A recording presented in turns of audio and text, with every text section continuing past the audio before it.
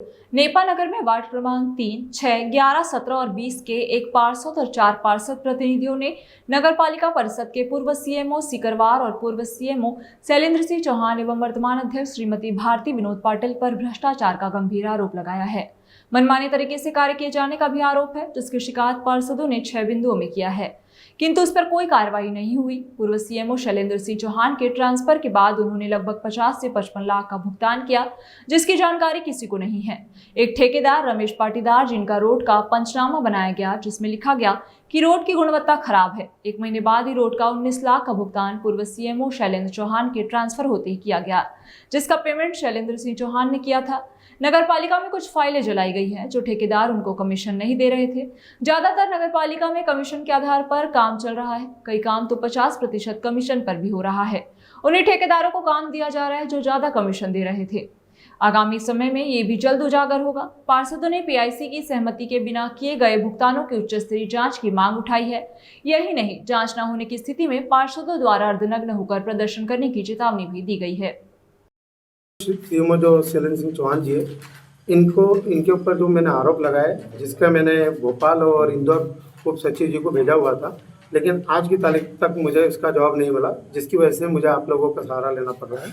और मैं उसके स्थानांतरण के बाद बहुत सारे भुगतान किए, कुछ बाद में बात करना चाहा था आपसे। फिर कुछ टेंडर स्वीकृति होते हुए कार्य होने के बावजूद भी टेंडर बाद में लगे गए हैं।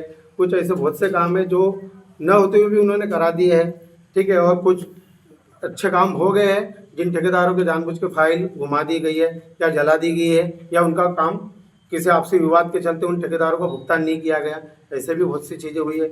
और उनका खुद का ही कहना था ऐसा कि भैया अध्यक्ष महोदय, उपाध्यक्ष महोदय, पार्षद महोदय, इंजीनियर, लेखापाल, इनके द्वारा कुछ फाइलों पर फर्जी जाली हस्ताक्षर किए जा गए थे, इनकी खुद के द्वारा, इन चारों पाँचों के द्वारा।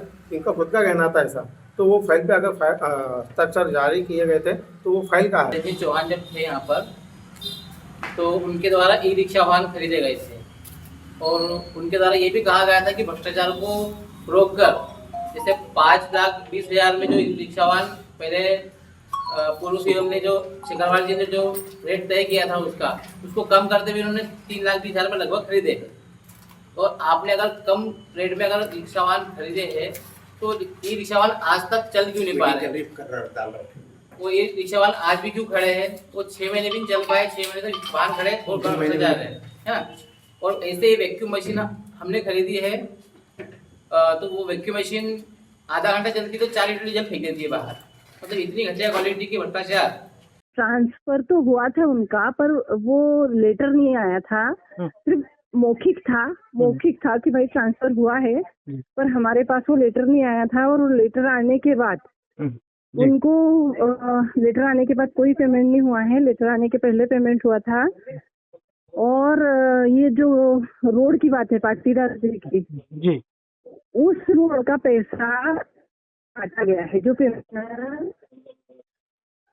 जो 19 लाख बता रहे ना जी, उसने उसको रिपेयरिंग के लिए उनका पैसा काटने के बाद उनको दिया गया। जैसे भाई रोड की जैसे गुणवत्ता देखी गई जी, तो वो देखने के बाद ये हुआ कि भाई अपन वो रोड सुधारने के लिए उनका पैसा रोक देते हैं। तो उनका पैसा भी रोक लिया था जी, जो रोड सुधारना है, बाकी का पेमेंट हुआ।